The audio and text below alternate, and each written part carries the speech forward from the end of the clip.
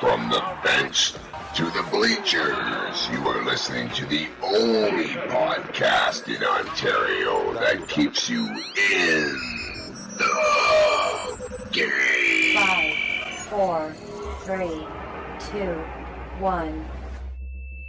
All right, let's do this.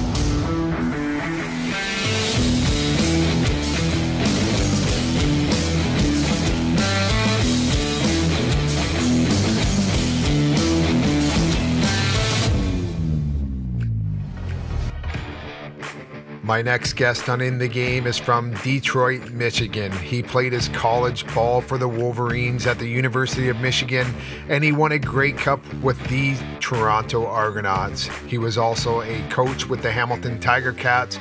I'm talking about Chuck Winters. Chuck, you are in the game. Chuck Winters, what's up, man? Hold on, can you hear us? I'll on mute.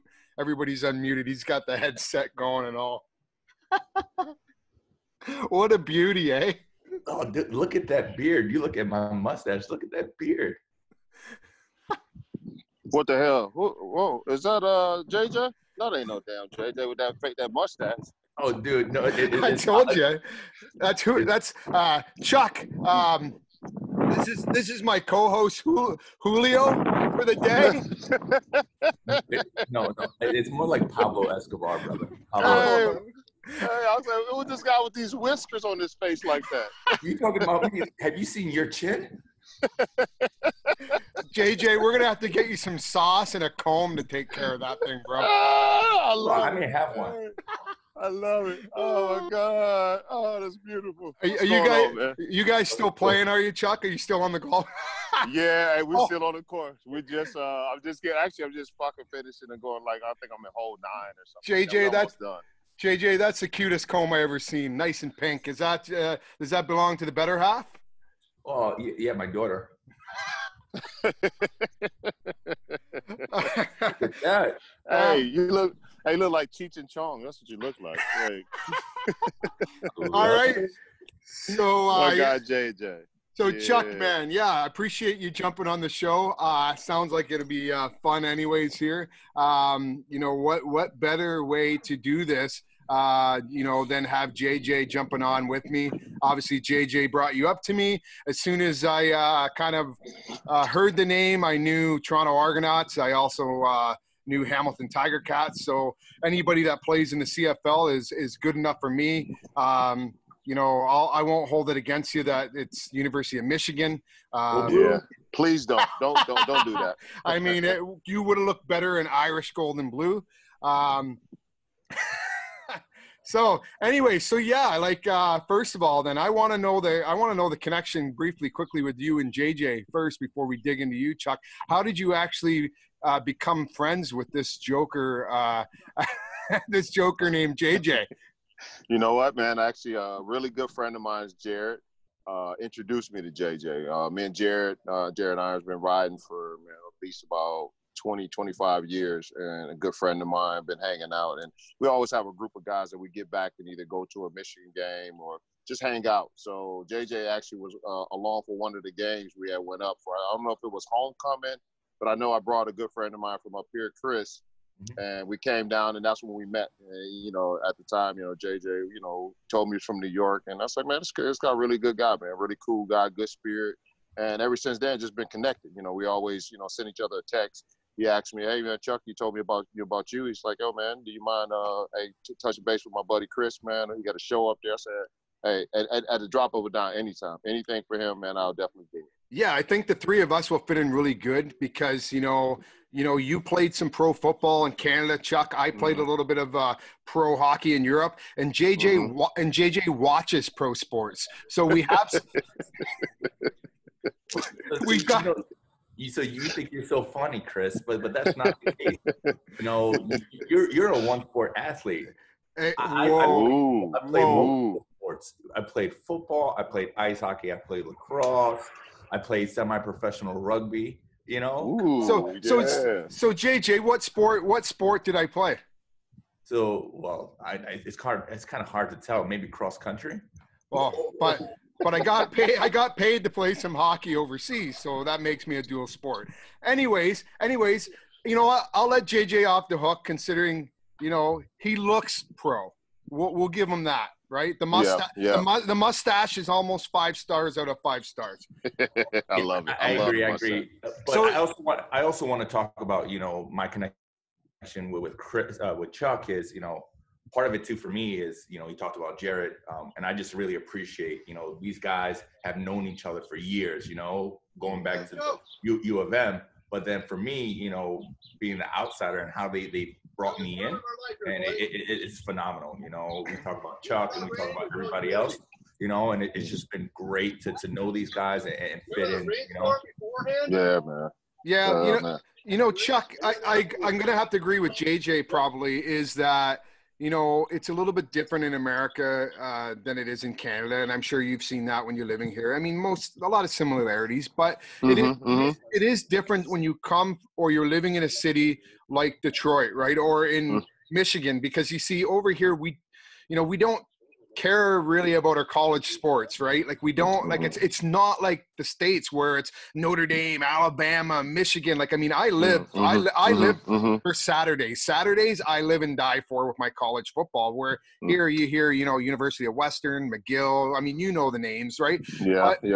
But it's not the same, right? Like it's and that allows you guys to build that friendship, like JJ said, because you guys care about your sports so much there. For you, was it always like that as a child growing up? Meaning, were you great into sports from the get-go? Was that a release for you, or was that an avenue from you at a young age? Yeah, you know what, man? I started playing balls at the age of 7, and it was an outlet. Being from Detroit and having, growing up around violence, the gangs, the drugs. So, everybody understands, have heard about the city of Detroit. But to live that lifestyle and to be on the back end of it, to see what a person's been through, that's how you kind of foster those bonds. And we're all kind of, guys come from different economical backgrounds. Some guys are a little bit more affluent than others. But when you're down in those trenches, when you're playing at a big, Division I school, and the things that you're going through, the ups and downs we're developing as men. So that's us off the field. Then you talk about the stuff you encounter on the field. It really forged that bond that we still have 20, 25 years, because you realize it's only a certain handful of people that can actually experience that.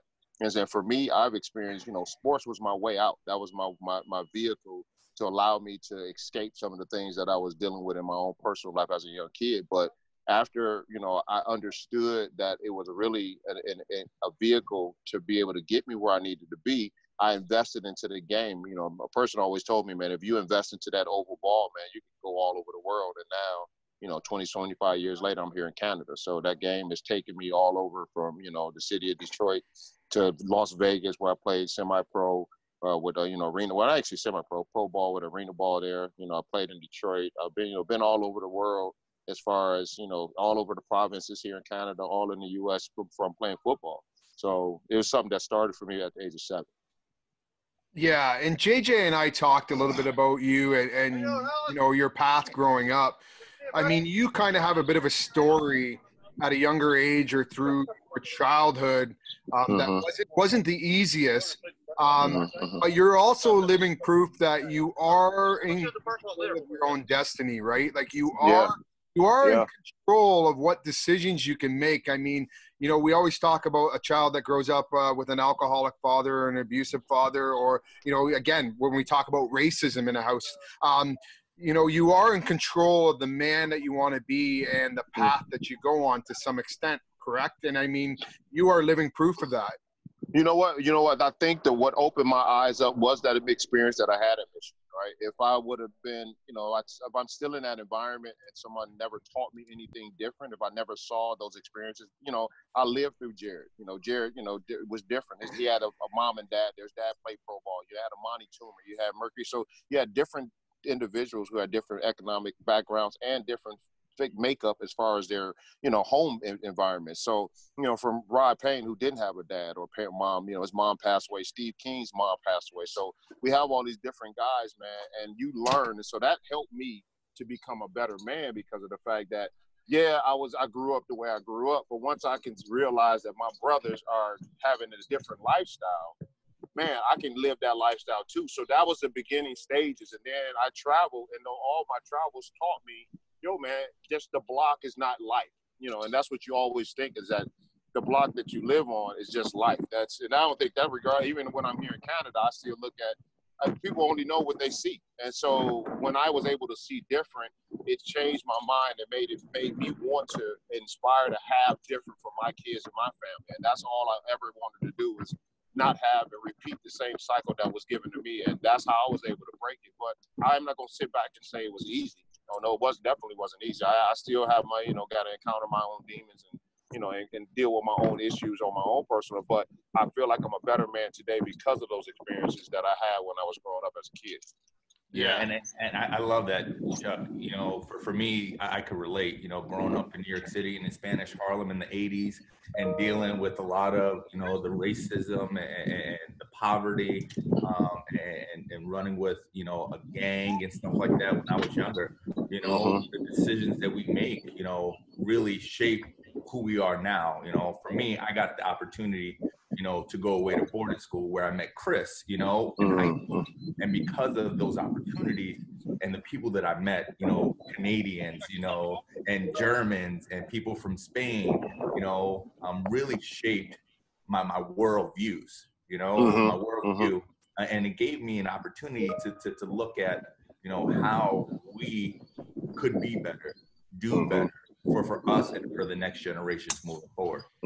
Yeah, definitely, man. And to speak even further on that, man, I talk about that so much about when I go out and speak to kids here, and I try to get them to understand, like, yeah, look, I understand, and it taught me though. But on one side, it's like, yeah, I want you to look and say, man, I came from different, but I can't. Everything is relative. Like if you're growing up in Jane and Finch here in Canada, I can't say that that's not. Oh, it's not Detroit. No, man. But if your mom is not there, your dad is not in your household, there's no upbringing, there's no leadership, no direction. That's all relative to where your environment. So it may be, to me may not be bad, but to someone else kid who that's all they have, that's the worst thing they can ever experience, man. So I always try to look at it and say, look, you know what? I went through it. Yes, I'm blessed. I'm truly blessed. I've experienced a lot, man. I've seen so much with these eyes, and I've experienced so many great feelings and winning great cups. And even right now, I'm on a golf course right here with Chris Van Zyl. And we met 14 years ago when he was a rookie, and now to be able to come full circle. But I don't never take it for granted because I understand that. Look, I am a vessel, and I try to utilize that to be an example for somebody else. Yeah, that's so, and it's amazing that a lot of those things you're talking about obviously happened for you before your career in college and got you up to college. So before I talk about the college part of your career, you're in Hamilton now with the Tiger Cats coaching. So Oski Wee Wee. Oski Wawa. See, JJ is a little confused right now. So JJ, can you name me, JJ, at least one American-based CFL team that was part of the CFL that was American? Oh, wow. Thank you, brother. Appreciate it. So let's see. Can I give him a hint? Give him a hint? Yeah, give me a hint, Chuck. I'll give you a hint. The Generals. We all inspire to go to this place because they say whatever's left there stays there. That's the phrase for that city. Whatever's left there, it stays there. Whatever you do in that city stays there. You can't. Do you know what I'm saying? Come on now. I can't. I will even give you another tip. Another team in that league has the cousins in the NFL that are named after a bird. Ooh. The Falcons. Ooh. Nope, close. It ends like Falcons, but it's more like the Ravens. Yeah. Baltimore. Yeah. Okay. There you go. Baltimore. Mm-hmm. Come on, son. The Baltimore Colts were a CFL team, and the one that Chuck is referring to, Chuck? Las Vegas. Oh, and it hit me. Oh. You see, I'm not that bad. No. I'm stumped. I don't know the mascot name, but I know the cities of where they were at. So I do know that. That part I do understand. JJ, Chuck wants to ask you something about a CFL if you know something. Okay, so there's a particular point in the game, something happened, and It's a 1 point. You get afforded 1 point. So I don't know if I can describe the scenario, but I'll give it to you. So if you kick the ball out of the end zone, yeah, and you get 1 point for it, there's a name that they call that.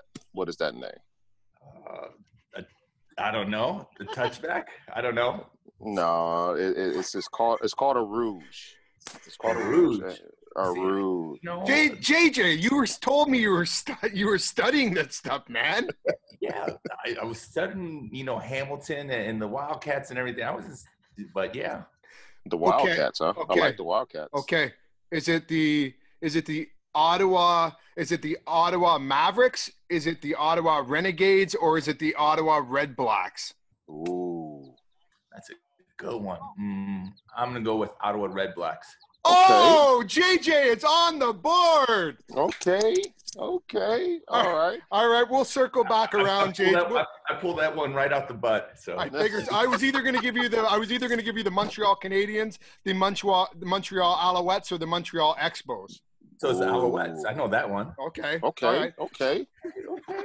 You're getting there. You're not Canadian. You live on the border, but Listen, I hear you. That's okay. I get to visit.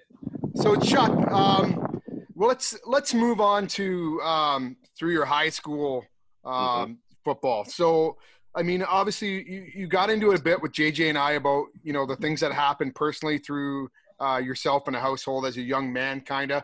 You moved into college. Into high school. How difficult was that for you? Were you just playing the sport, or were you focused on the academics, unlike most athletes? Did you have the girls? Did you have the friends? Was that a distraction for you? Did you actually realize that you had the potential by midway through high school to go to a good Division I program? You know what? I really was just playing the sport, to be honest. Like when I initially, it was like I said, it was an outlet for me. It was an outlet for me to escape the things that I was dealing with. Then as I started to have it, the successes that I had, I played in the Little League World Series when I was 12 years old. Wow. I started playing baseball when I was 7. So they always, I had a decent arm, didn't even know what the things and tools that I had. But, as a young kid, they used to call me the Goose Gossage. It was like, hey, Goose, man, come up. And I threw pretty hard. So when I got into baseball was my first love. Football was just something that I did because they told me, hey, man, you're a pretty big kid. You should go out and play football.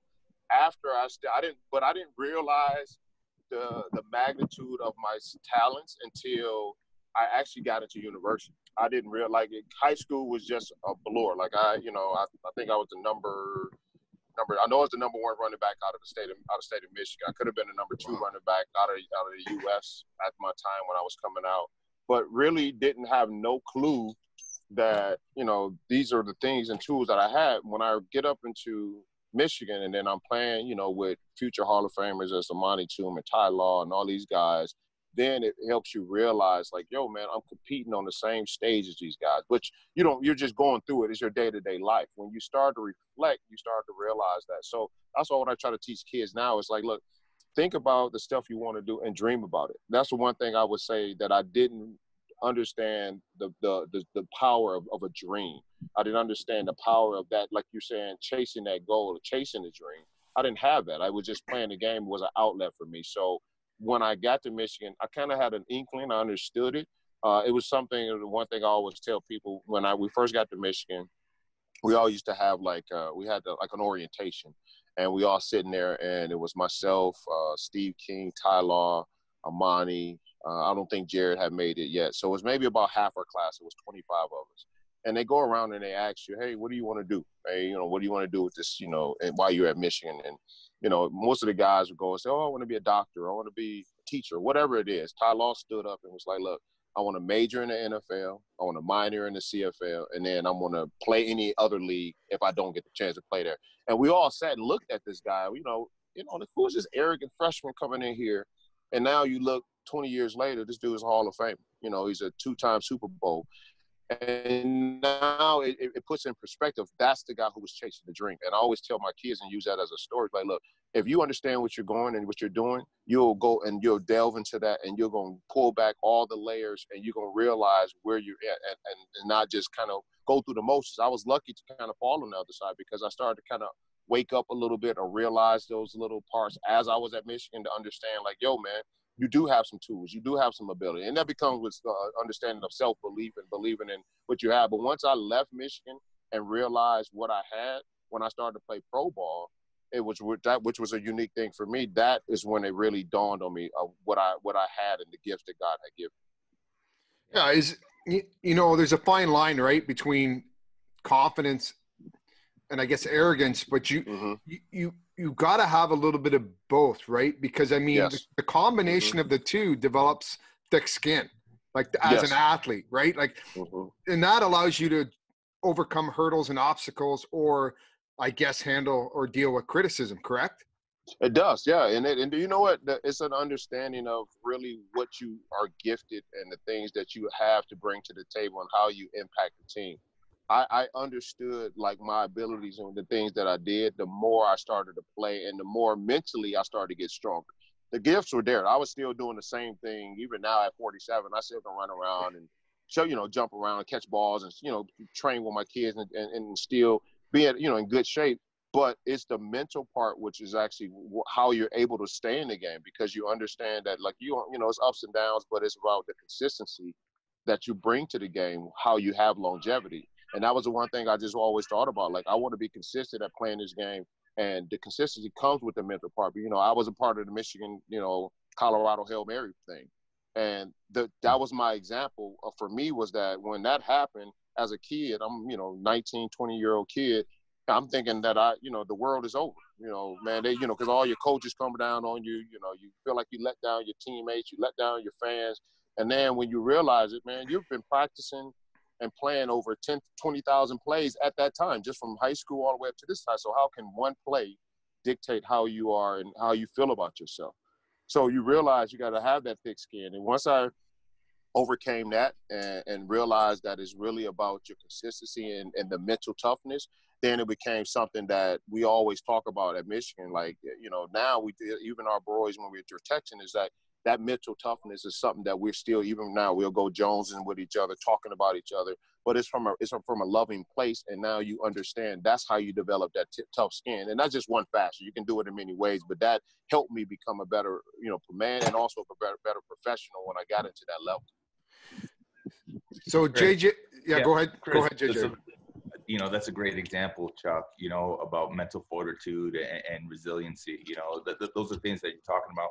Chris, I don't know if you know as well, but when Chuck was on campus, it was also the years of the Fab Five, Yes. And so with that being said, is you talk about Chris Webber, Jawan Howard, Jimmy King, right? You talk about that. So now you have Chuck and his crew of Ty Law and everybody playing on the football field. And then you got C. Webb and everybody on the Fab Five, And the crazy thing, too, is, Chuck is from Detroit. Chris is from Michigan. But, there was it wasn't from what the stories we talk about, it wasn't a competition. It was always supporting each other. Yeah. It was D-Town camaraderie, right? Or Michigan. Oh, yeah. That's what it was. They must have done a really good job of recruitment at that university in that time frame. Like, they really believed in, let's get to the back bushes and find the local talent instead of chasing after that, touted number one prospect for every sport across the nation. If you do your recruiting right, they obviously found the right people in your state to keep home. Oh yeah, no, even the other thing, you got Jalen Rose with that. Like, he's a major piece of that puzzle. And we're all from Detroit, and like I said, it was always support. Even from younger, when we were back in Detroit, they're playing at St. Cecilia. I would go, watch them, not even knowing that we're all going to the same school. I'm a little kid. They're a year ahead of me, so I would see them go and play at St. Cecilia and play these games, and I would just go watch as a fan. And then years removed, we're walking down the same campus, and we were always initially, because we weren't friends at first, but we would just kind of see each other and like, man, I know that kid. I've seen him around in the paper. And then now we are started forging these bonds because we had our training table. Training table is where we would eat at for the people who may understand that. And it was a blend between the basketball team and the football team. And we were the only two sports that was in that room, and we ate. And then that's where those bonds kind of start forging, because the basketball team was forced. They weren't forced to stay in the dorm 2 years. Football had to stay in the dorms from their freshman and sophomore year. So when we're coming in, they were already out of the dorm, right? So now they're on campus, and and it's the Fab Five at this time. Like, we got them in their sophomore year. So now we see them, and we're in the, when they go into the championship, playing North Carolina, and now we would come back, and now it's us bonding as those guys are developing as superstars. We're coming underneath that and bonding as friends on the outside part of society.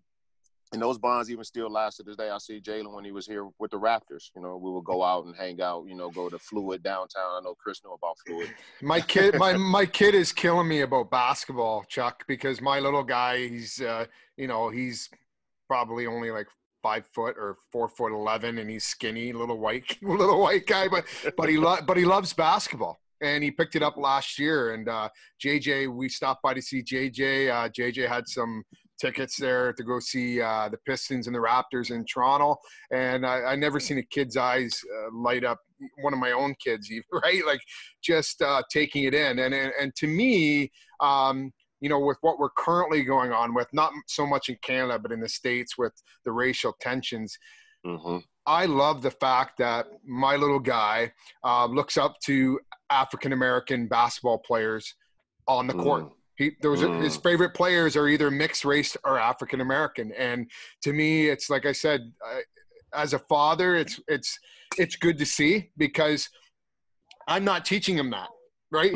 He's choosing it on his own, but he's also learning from us right from wrong. So for him to have those type of, but same with me, I had Michael Jordan, right? Like there was a lot of those players, and it makes me upset where, currently where things are, because, those players have paved the way, whether you talk about Jackie Robinson, where you talk about Michael Jordan, we could talk for hours about dominant athletes, and little do we know, unless we hear their movies and stuff, or their documentaries, of what crap they went through. What was the football? I'm trying to remember his name. I watched the movie a few years. The Train. I'm going to forget this one. It's he went to play for Cleveland. Ernie Davis. Yes. Ernie Davis. Okay. Yeah. Yes. Like the crap I saw. Wait, hold on. Did I get something before you, Chris? You did, right? You did. Baby. But that movie, you saw the crap that he went through in that frame to get somewhere and become something and go through it, is exceptional, right? And those are stories that I want my children to see, what people have overcome, especially people of African-American descent. So again, it's amazing to see that Michigan, like I said, has pumped out so many good local athletes, local African-American athletes, and they still continue to do it this day. Now, both of you guys, I got a question for you. Yes. Because JJ knows I basically cut myself off from the world for about 20 years. I didn't talk to anybody. I isolated myself. JJ and I connected, about a year and a half ago. You guys have both been to the big house. Yes. I've only been to one college game in my life, and that was Purdue and Notre Dame. But I mean, that house, what's it like, boys? Like what is it like? What is it, 105,000 fans now that they jam in there? It's 120 now. 120. 120 with the press box and the suites and things up there. You know what? I'll give you a story since you're a Notre Dame fan, and this is the one story I always tell when people ask me about that. Is my first game as a freshman was against Notre Dame. And so when you walk out, how you come out initially, you go out, you warm up. There's really not any fans in the stadium. In the stadium, so you're just kind of looking. You see a couple people, your family or whatever it is, and then you come back out after you get your shoulder pads on, and now it's like a true warm up, but as a team. And when you turn and you come out of there, you can walk out of that locker room and you can start to hear a buzz. You're not really seeing, but you can see, because the way the stadium, it goes down, it's inside of like a ditch or a bowl. So you kind of walk, so you really can't see outside. As you start approaching that tunnel and you start looking out, man, it has to be over 80,000 people. Now, it's not a complete full stadium, but the energy is so incredible. Like you almost get in a trance. I can recall standing, looking at the stands, and my Billy Harris was my DB coach. He came, and they're intense. You're trying to get warmed up. It's the first game of the season. Man, he hit me on the back of my helmet so hard, like I was seeing stars. But I got kind of in this trance of just kind of real, like, wow, man, look how many people are coming. I'm from the city, Detroit, man, where you're only playing in front of, a couple hundred people. You may get 1,000 people if you go to the Silver Dome for a championship, but more than likely, man, it's, a couple hundred people, if that, and we were really good. St. Martin de Porres was a really good school, but to see that and to understand the passion that those people have, like that was probably one that is right now to this day, even beyond my Grey Cup, those experiences that I had playing in those games, I'll remember those moments because it's just the magnitude and what it stands for. It's Michigan football, and it stands for more than what I can probably describe because everybody gonna have their own words to describe it. But I know for me, it's probably one of the greatest experiences I've ever had playing in a stadium. Yeah, I will say, I never had that experience running on the field and suiting up. But as a fan, I will tell you just straight up, as you get off the highway, the traffic going into downtown Ann Arbor to the big house, you got to get there early. The traffic starts, right before you get off the exit. You know what I mean? And if you don't know how to navigate that and take the back ways around to get to downtown Ann Arbor to the big house, you could be stuck in traffic. There's people who show up at 3, 4 o'clock in the morning with their trailers and their tents, and they're out there barbecuing and going to town, right? At 3, 4 o'clock in the morning, And as you get there, you find a parking spot. You come downtown and you got all these houses, that all the students live in. And this is how they make their money. Park on my lawn, $20, and then you get out the car and you start following everybody. And then all of a sudden you get to a point where the trees open up and this stadium is just like, and everyone is all in line going to the one place. Then you go into the parking lot, you hit up a tailgate, you get some good food, you drink some beer, depending on what time of the season it is. You got some fire pits if it's a cold game, or if it's the beginning of the season. But then as soon as you leave the tailgate and you walk into the stadium, it just gives me chills, as a fan, knowing who has played in that stadium prior, and then who's playing now and who will come down the road, and then just depending on who the opponent is, right? If you can't get up for a game at the big house for Michigan versus Ohio State, you in the wrong business. If you can't get up for a game between Michigan or Michigan State, you're in the wrong business. It's there's some games where, for me that I've gone to, the opponent makes the experience even that much better. Yeah. I remember seeing that when I went to the Notre Dame game with all the students, all the fans, all the tailgating. It's something I've never seen before. Kind of like in Canada. Canada, you just don't see it as much, and I was kind of shocked. I was like, wow, this is awesome, right? Like people, even Purdue people and Notre Dame people were still, they were razzing each other, but they were still getting along, and the food, you could smell it. It was an amazing scene. So my question for you, Chuck, I guess I have two of them. One is going to be Notre Dame has to play like a champion, bang, bang, bang, and the touchdown, Jesus. What is it that Michigan has? And also, who are the best players that you've ever played against and seen in the college game? Wow. So the victors plays after everything. So it could be a touchdown. It can be an interception. Hail to the victors, valiant. Hail to the conquering heroes. Hail to Michigan, the leaders and best. So that plays after everything. Like that's like second. That's almost like the national anthem. That's kind of like the fight song for Notre Dame, more or less. Exactly right? that. Yes, is that. So and then when it comes to players, wow, man, like I've played in a good era where I've had played against some Hall of Fame players. I mean, from You know, I played against Eddie George, played against Mike Westbrook, played against Cordell Stewart, Orlando Pace, right? Orlando Pace, Joey Galloway, Terry Glenn. Man, I mean, the list goes on and on. But by far, to me, the most difficult player that we've ever experienced. Well, I ain't gonna say difficult. I'll say the most impactful player that we knew we had to be able to cover and deal with was David Boston. David Boston at his heights at Ohio State was a freak of nature. He was like running 4 threes. He was about 220 and he was jacked. And he actually came here to Toronto and he played with me for one season here. But this guy was, man, incredible. Like, it was like unheard of to see the stuff that he was doing. And so for me, man, that guy, sorry about that. You guys are, you can see all this. I'm on I got a podcast out now. How's it going? Yeah, you're good. No, so like he, man, by far, like him, I can get, but it's, I don't want to discredit other guys, you know what I mean? Because it was so many guys, man, that you can just go down and they had their moment. I mean, Johnny Johnson for, Illinois was and he had an incredible game. He gave us the flux. Kyle Walters was, he was incredible for Penn State. I mean, like, man, it just goes on and on. But for me, man, David Boston covering that guy.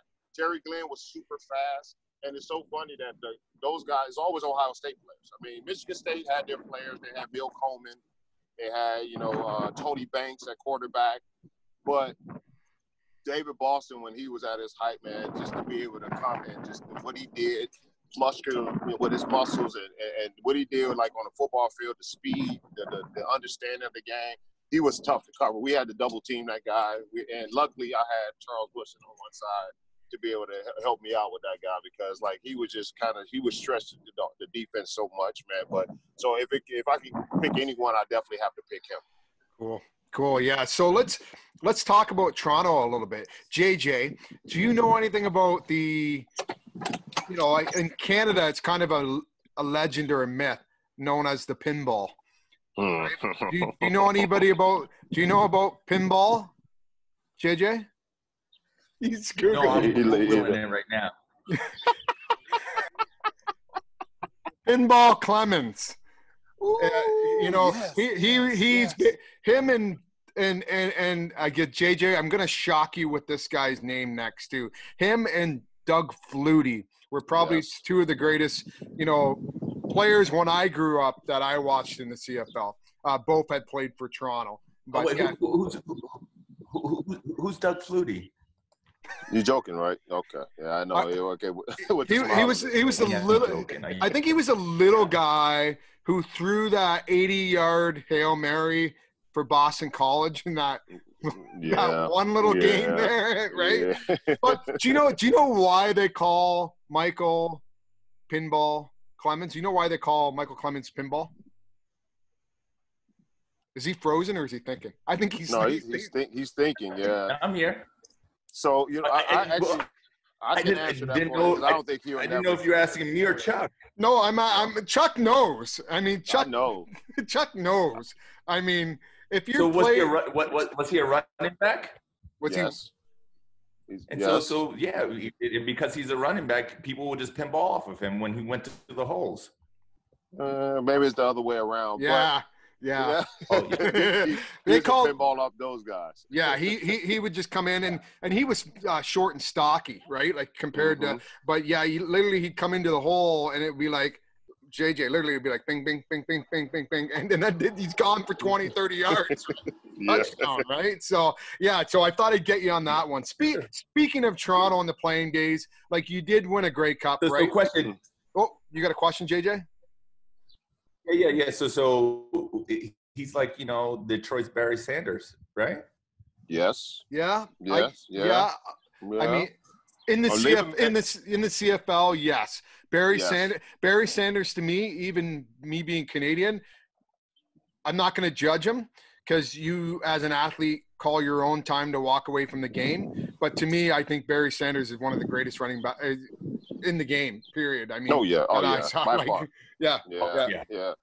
But no, pinball's in that class. I mean, you got to think, man. This guy is. I mean, he's a Canadian icon. I mean, oh, I'm sorry. I'll be done in a minute. I'm sorry. Yeah, he's a Canadian icon. Like he was my mentor. I mean, he was my head coach when I played, but it let me know how it was like how life come full circle. So when I was a 13, 14-year-old kid, all we could get was, channel 2, 4, 7, channel 20, and 56. So that's back in the day, Jay. It wasn't all this cable and all that stuff. And then when I was able to get channel 56, they would only play this Canadian Football League. And the only two names I remember was Pinball and the Rocket. Oh, Notre Dame's Rocket. Yes, I was the two names I remember. And then you go full forward or go forward 2001. I'm sitting in a meeting room and UTM, and I'm sitting in this cubby and in this, whatever. I think we were in a trailer park, and I hear they go, man, yeah, pinball's here. And I go, this can't be the same guy. Like, and then he walks in, a little short little guy. Yeah. Yeah. I mean, the guy has to be about 5'4", 5'5", maybe. Yeah. And, JJ, you're taller than him. So No. And so you see him, and I go, no. And then as I'm sitting there and I'm looking, I go, that is that guy, man. That's the same guy I remember seeing on television. And it was him. So that really solidified to me that I was where I was supposed to be at that time. And, man, I've learned so much from that man. Like, this dude has taught me about life. He's taught me about family. He's taught me about, saving. He's taught me about football. I mean, it's just one of those individuals that you encounter, JJ, man, that it's something that you can't even put it into words because it's an individual that you once in a lifetime may meet. Oh, dude. And this guy here, JJ, has one of the biggest smiles, constantly smiling, like big smile all the time. So I just Googled him, and the first thing that came up his picture was this big ass smile. Yeah. So it's funny you brought up Rocket, because if I remember Rocket, man, Notre Dame would have won a national championship on a kickoff return. Rocket Ismail ran it all the way back for a touchdown that got called back for clipping, a ghost clipping call. And that cost Notre Dame there. I remember my dad chucking the remote at the TV and pretty much shattering it. It was like, and that was, I think, the last time Notre Dame came as close as they did. I think Lou Holtz was coaching them at the time. But yeah. Yes, they was. Yeah, Todd Light was on that team. Yeah. So you got a great cup, the Super Bowl of the CFL. Did you bring the ring or no? You probably don't. You forgot. I didn't because I was sitting here and I didn't want to have it in my pocket. But I actually, and we talked about this too. I wanted to flash it for you, JJ, but I didn't bring it. JJ, the last time that you would have seen that amount of diamonds is probably when you got married to your wife. I think he's frozen. I think he's actually frozen down there, Chuck. Look at him. Is he frozen? I think he is. Yeah, he is I'm frozen. Here. I can see. Hear you. It's that cheap Wi-Fi in Detroit, eh? So yeah, Chuck. So anyways, while we wait for the satellite to return in Detroit with JJ there, we got our good old Canadian. Are you on Canadian service here, Rogers, Bell? I'm actually on bail. Yeah. Okay, there you go. Good. That's JJ's problem, right? So anyways, what was your biggest memory there winning that Grey Cup with Toronto?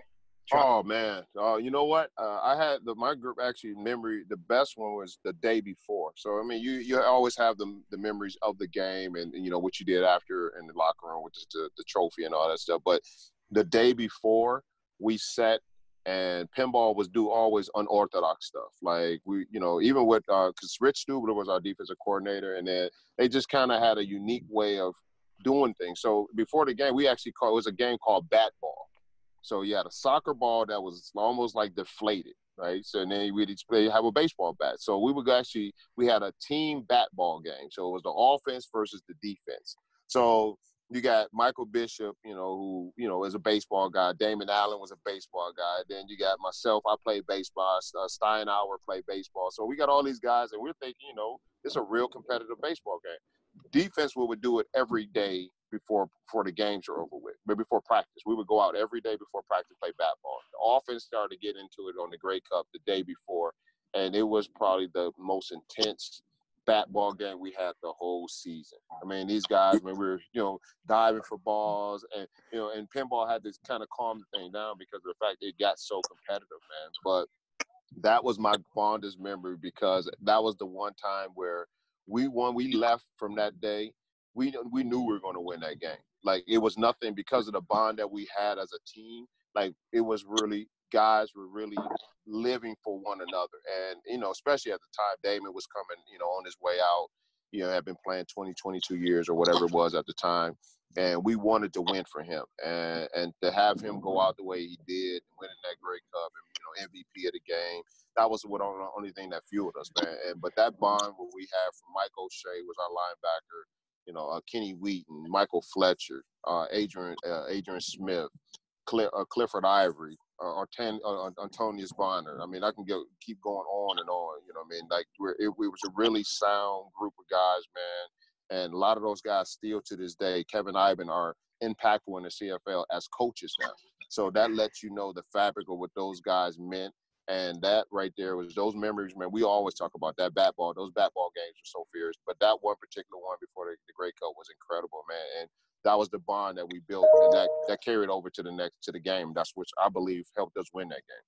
Well, and most Americans would know that you basically won a trophy with the Grey Cup, which is pretty much one of the more older trophies sporting in North American. Like I'm shocked that, I'm not saying NFL, but when you had the AFL in both leagues, most American people don't know that football was around longer or played in Canada before with the trophy. I think it's now 107 or 8 years now. Yes. The Grey Cup. So it's pretty interesting, JJ. Now that you're back, you got your satellite dish fixed. You're coming in nice and clear now. I can see the Cheetos on your mustache. There's a little bit of dip there. JJ, did you know that or no? Did you know that, hockey was pretty much invented by Canadians. Basketball was invented by a doctor in Canada. Football, the same thing. I mean, if you didn't have your little neighbors to the north or to the east of you, you wouldn't have much. You wouldn't have much to cheer about. So JJ, so the Hamilton team, JJ, what are they called again? The Wildcats.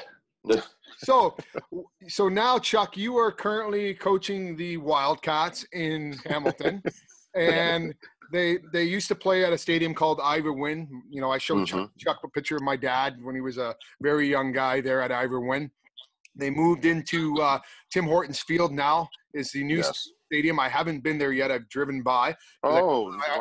I only live about 40 minutes away, but I actually do. There's a place called Wonder Float at the top of the mountain. They do deprivation tanks, salt floats. They do some of your players. I used to drive by the stadium when I would come home. But yeah, what was that change like for you going as a player to coaching in the CFL? And not only that, it's not like you went from the BC Lions to the Hamilton Tiger Cats or Saskatchewan. I mean, you went from Michigan to Michigan State, or you went from Notre Dame to Purdue. Like, you went to rivals that are just down the 403 or the QEW. What was the coaching change like and the scenery to Hamilton for you? Wow, you know what? So initially, let's kind of like I'm not coaching now. So I coached in 2017. So I coached for a season when Ken Austin was there. How I even got the opportunity, Orlando Steinauer, which is the head coach for the Ticats. It's not the Wildcats, Mr. JJ, but I like the Cats part. He got the Cats part right.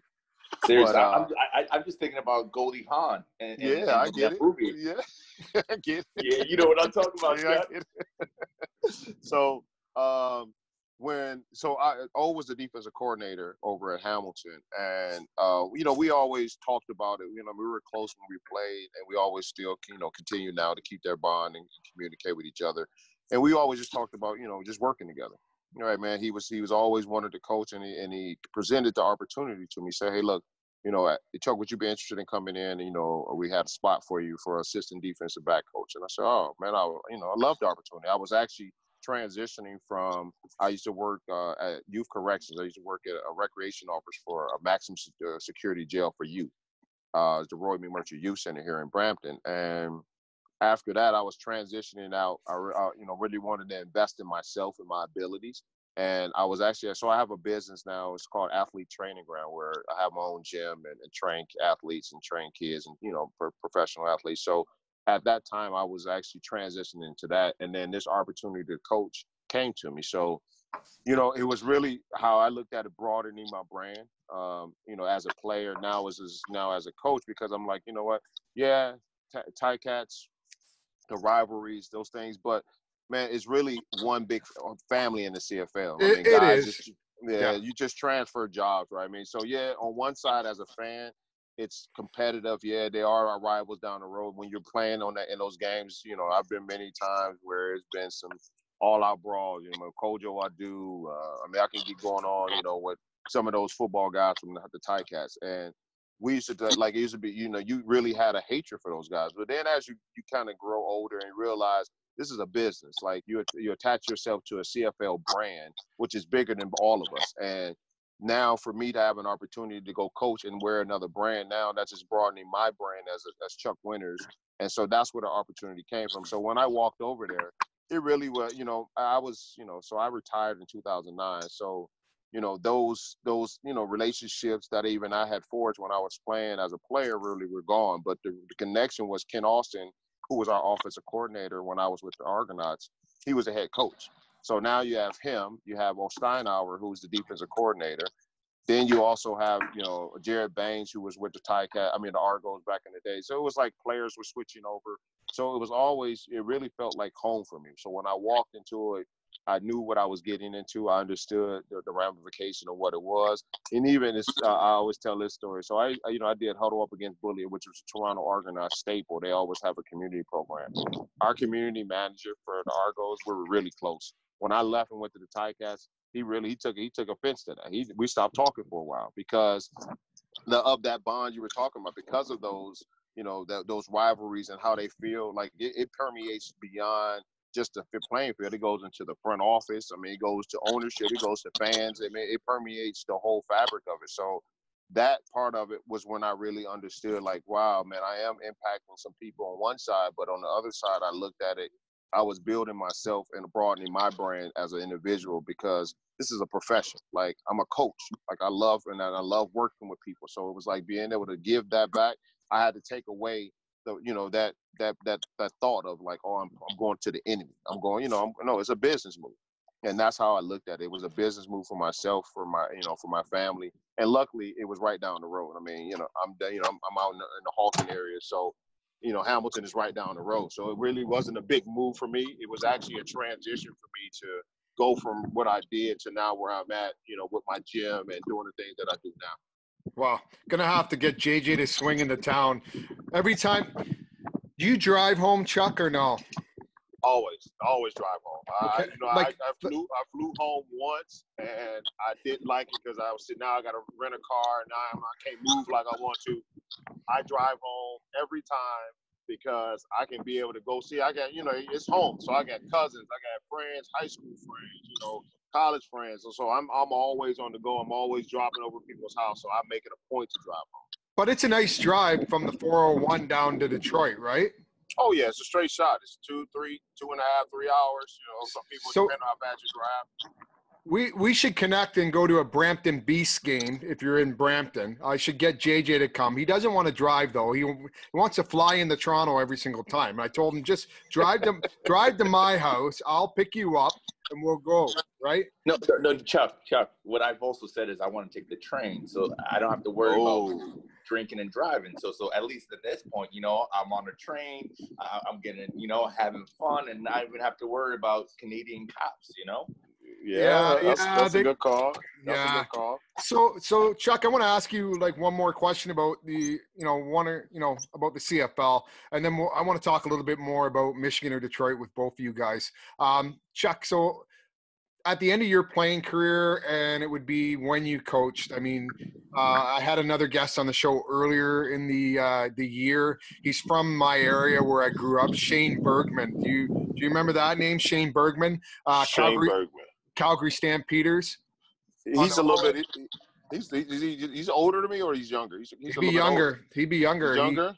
I'm gonna say maybe 30 now, maybe. Oh yeah, he's super young. No, I don't know that name. Okay, because two Grey Cups. I guess he was selected to the All-Star. But that cat is a fun guy to be around. He's a country boy, hunting and fishing, and his rituals. He talks about the steakhouses out in Calgary, like having.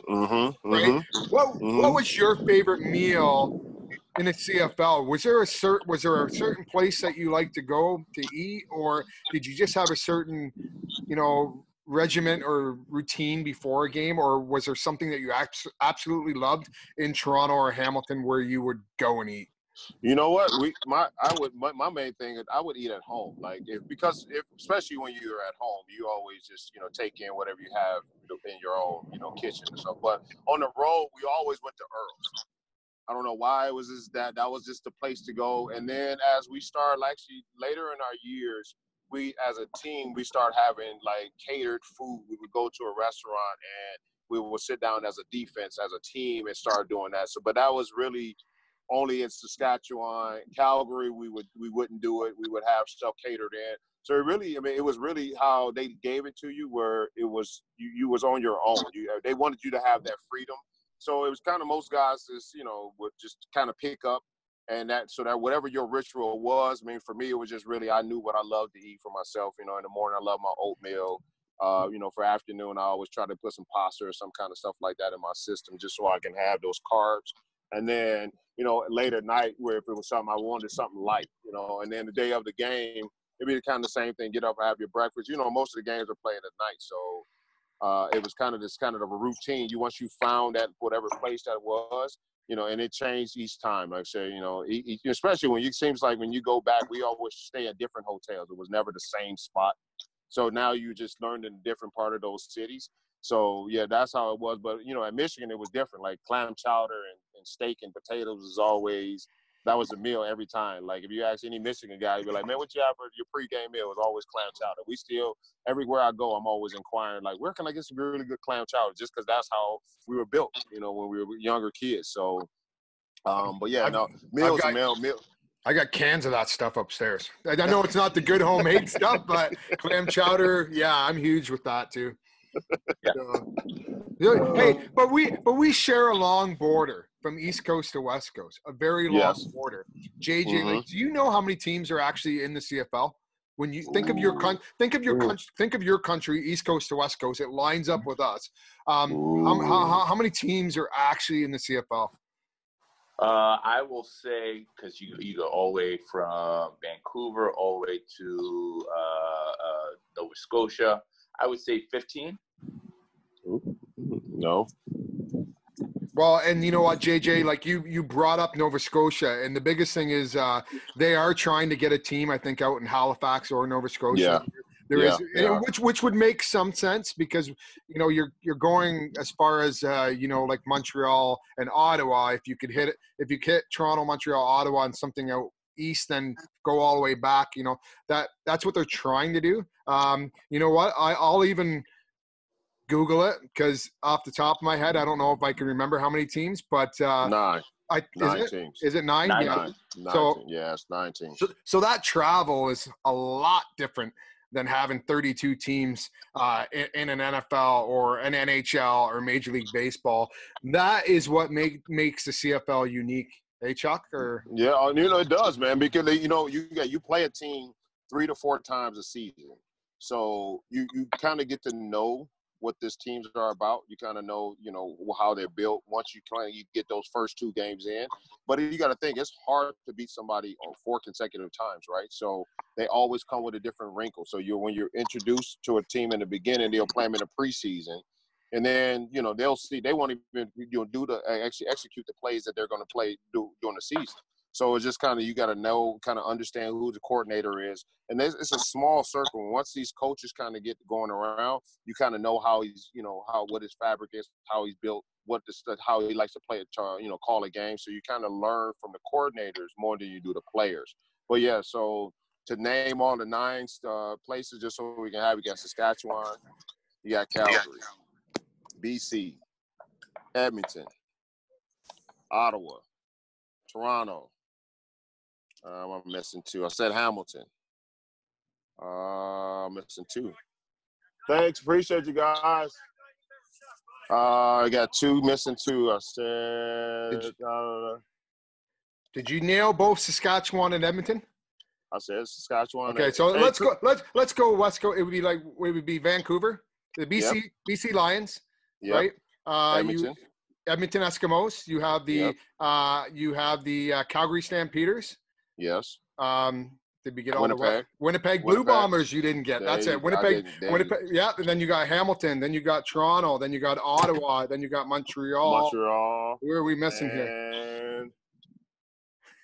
Is it 8? Is it only 8 now? That could be 8. I thought it was 8, but it could be that. I think. Let me just Google it quickly. So JJ, while I'm Googling this, poutine. JJ, what is? Dude, I love poutine. Are you kidding me? Do you? Pooterina, dude. Like seriously, other than Molson Triple X, I think poutine is gonna give me the heart attack in Canada. So JJ, I will get dumped on you, or Chuck. You, it does say 9 teams. So you are right. So we were just missing. So we had Hamilton, we had Montreal, we had Ottawa, Toronto, BC, Calgary, Edmonton, Winnipeg, and Saskatchewan. So we probably jumped over Saskatchewan. Somebody, yeah. So, but you didn't name them the first time. So yes, there is 9 teams in there, and I think JJ's satellite kicked out again. So that's what we get. That's what we get from Detroit satellite Wi-Fi. What I want to ask you, and I was going to ask JJ too, and it almost looked like he jumped right out of the whole conversation. But I guess I wanted to ask both of you guys about Michigan, and I guess are you from Detroit? Or born and raised. Yeah. So is it Michigander? Is that what you are if you're from Michigan, or what is it called? Yes, Michigander. Michigander. Yeah. Okay. Mm-hmm. So what is unique and what is special, and what do you love about being from that area that means so much to you? Oh, wow, man. Obviously it's family.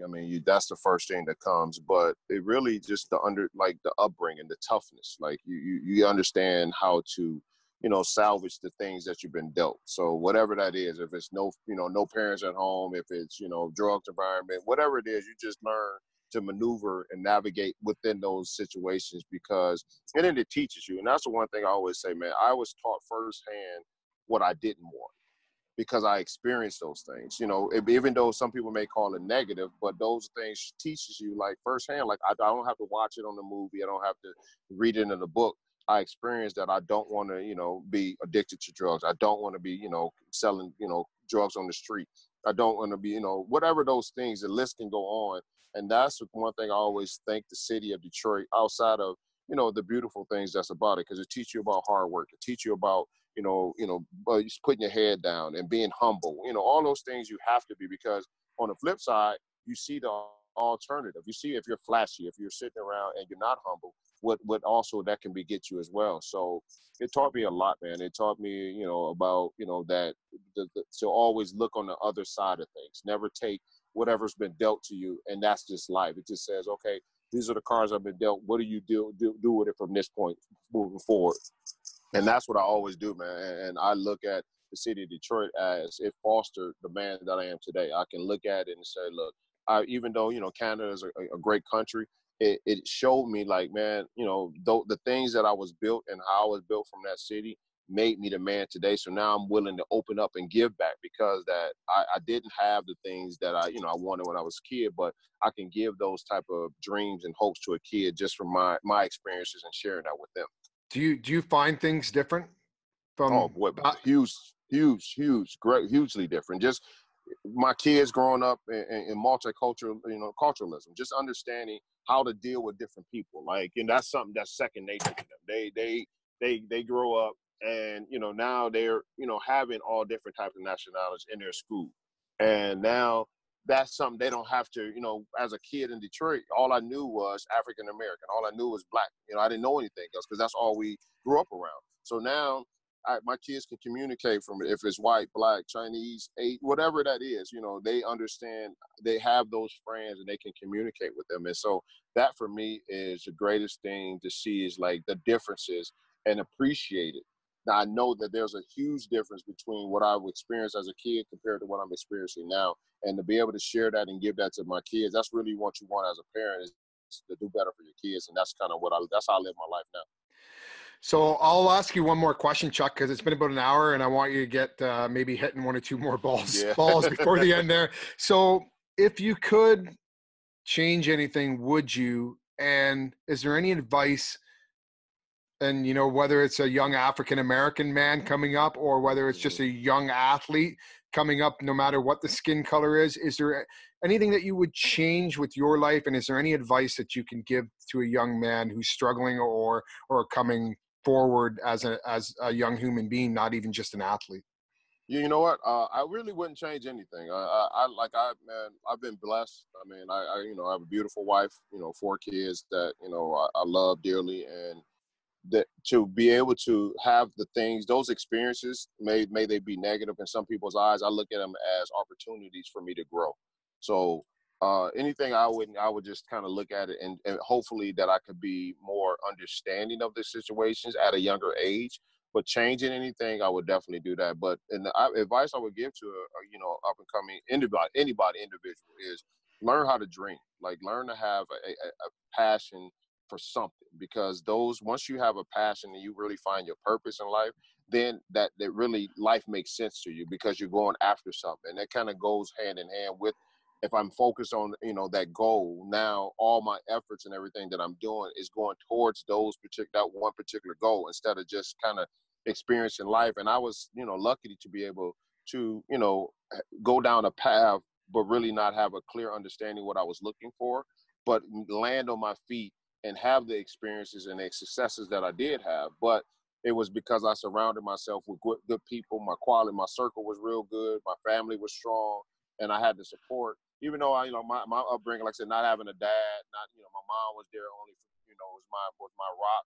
But all I would just say to a kid, man, look, learn how to dream, because your environment right now won't be your environment the rest of your life. Eventually, you have to get out here and forge your own way. And if you have a clearer head and not blaming the people from the experiences, then you can look at your situation and understand that you have a choice. You have a decision to make, and you can live and make the life that you want to live ultimately in your life. Awesome, Chuck. No, I appreciate it. So yeah, I'm gonna end it off with basically saying thank you for jumping on here. Maybe sometime you're ever back home and I'm heading back that way with JJ, you guys can educate me a little more about Detroit and where you came from, and I want to see some more things of that city. I was supposed to be there to go to watch a Tigers game with JJ this summer, and then come back for some other things with museums and that. But because the borders closed, it kind of screwed everything for the time being. But yeah, man, I really appreciate the hour-long talk, and it was good to hear from you.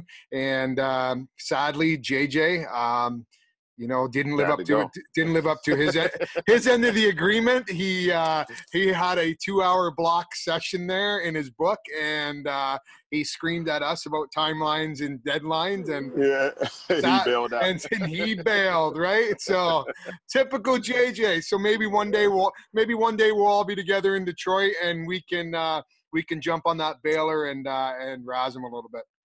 My man, appreciate you, Chris. You too, Chuck. Stay safe, stay healthy, and you know what? Let's connect sometime.